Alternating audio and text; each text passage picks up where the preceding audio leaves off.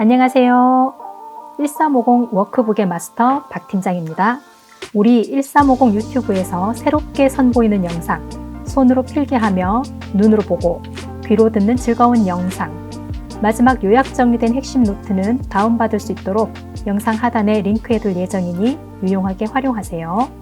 자, 제가 오늘 말씀드리려고 하는 주제는 바로 피보험 단위기간입니다.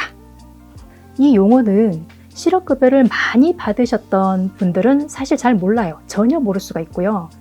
그리고 실업급여를 못 받으셨던 분들, 그런 분들이 오히려 몇 번 더 접해 보셨을 겁니다. 왜냐하면 실업급여가 안 되십니다 했던 분들만 들어보신 용어일 거거든요. 몰라도 상관없던 분, 그리고 알아야만 했던 가슴 아프셨던 분들도 모두 귀를 쫑긋 세우시고 오늘 설명에 귀 기울여 보세요. 별로 어려운 개념이 아니니 5분 정도면 충분히 이해하실 수 있습니다. 얼마 전에 제 친구가 실업급여를 신청하기 위해서 고용센터를 방문을 했거든요. 제가 촬영을 위해서 일부러 지어낸 말이 아니라 진짜로 고용센터를 방문했는데 거기서 담당자와 크게 실랑이를 벌이고 사실관계를 확인하기 위해서 저에게 전화를 했습니다. 제가 고용노동부 직원이니까요. 제 친구가 전화상으로 이렇게 물어보더라고요.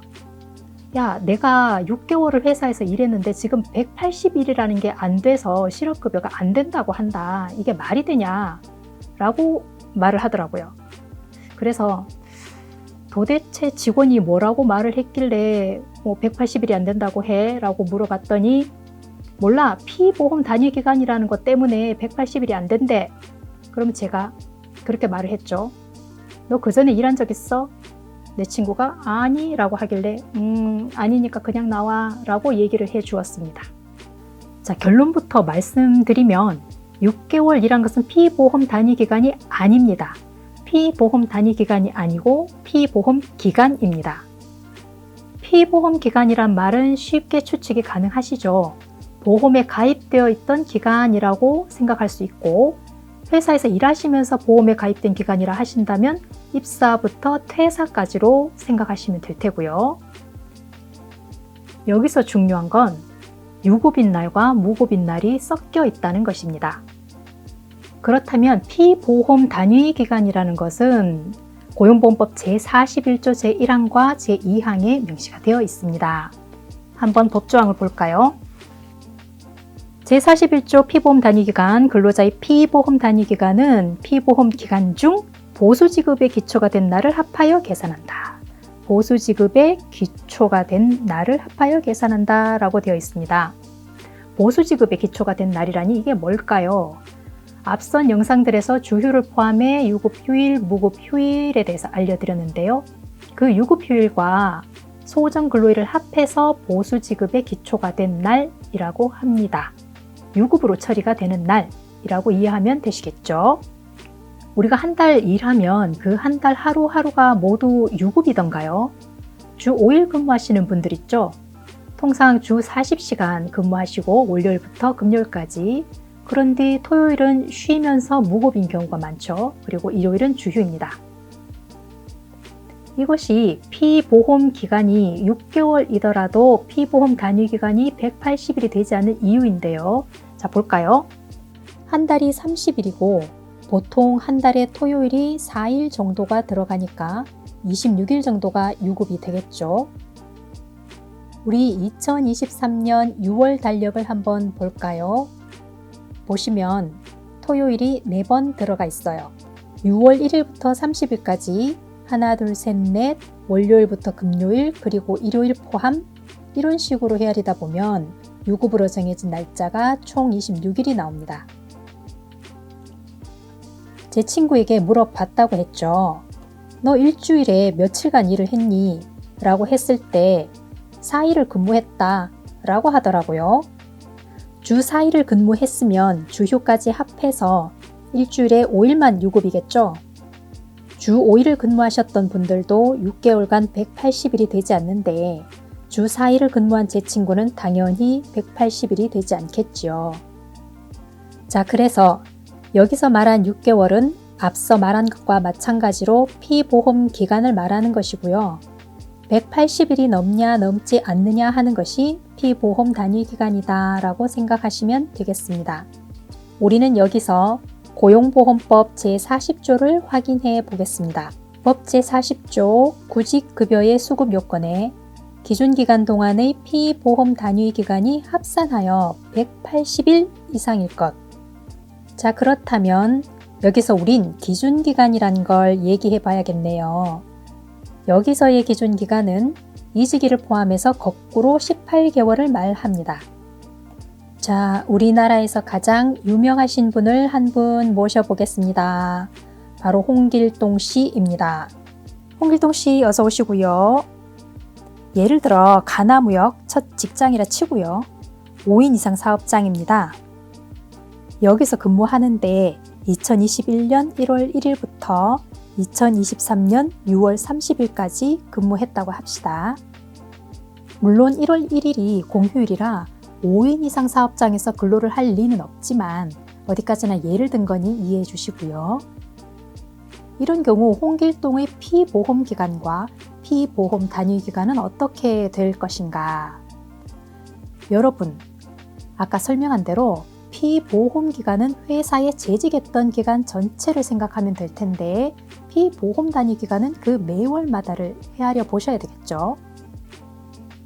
먼저 이것만 가지고도 우리가 알 수 있는 몇 가지 정보를 얘기해 볼게요. 제가 아까 기준기간은 이직일을 포함해서 거꾸로 18개월이다 라고 설명을 드렸죠. 홍길동 씨의 이직일은 2023년 6월 30일입니다. 마지막 근무한 날짜가 이직일이죠. 피보험 기간은 아까 말씀드렸던 대로 21년 1월 1일부터 23년 6월 30일까지 전체 기간일 거고요. 피보험 단위 기간은 매월마다 유급일을 헤아려서 합해야 하니까 잠시 비워둘게요.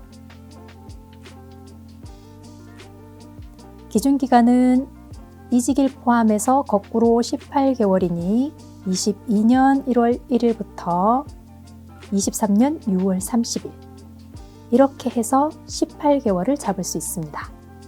그렇다면 피보험 단위 기간을 합산해서 180일 이상이어야 하니까요. 피보험 단위 기간을 헤아려 봅시다. 다시 달력을 가져와서 보면 6월달은 아까 헤아려 봤듯이 토요일을 빼고 26일이 나왔죠.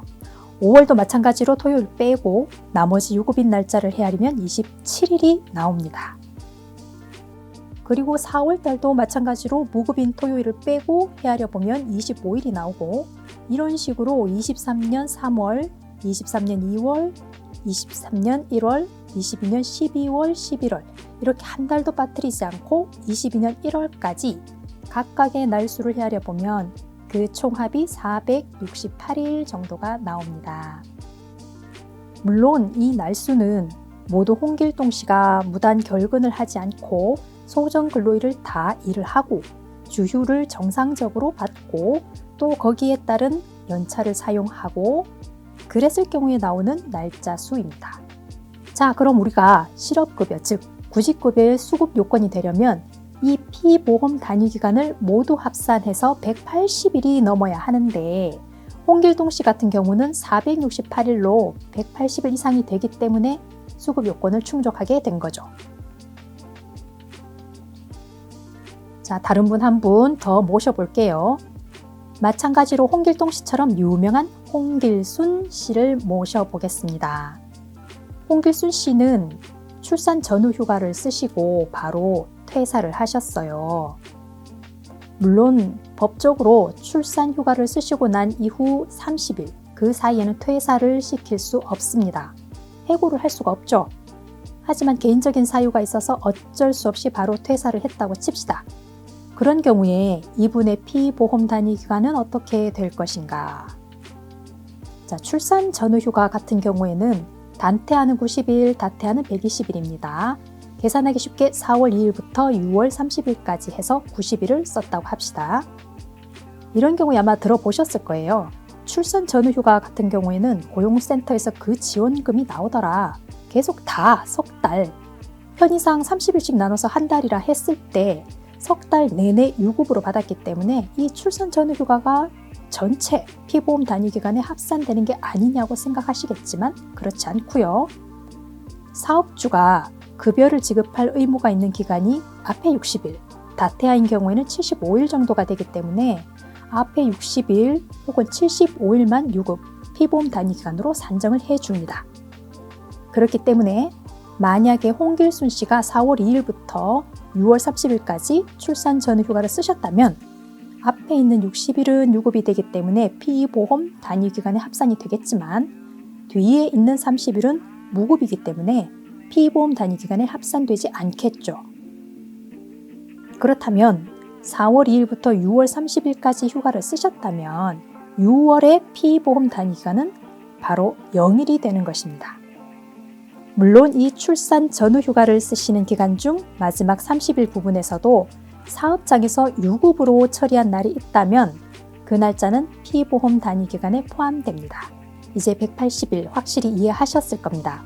고용보험법, 노동법 알아가는 재미를 우리 고객상담센터와 함께 해봐요. 그럼 1350 워크북 이번 시간 마치도록 하겠습니다. 구독, 좋아요, 알람 설정 부탁드려요. 다음 시간에 또 만나요. 안녕.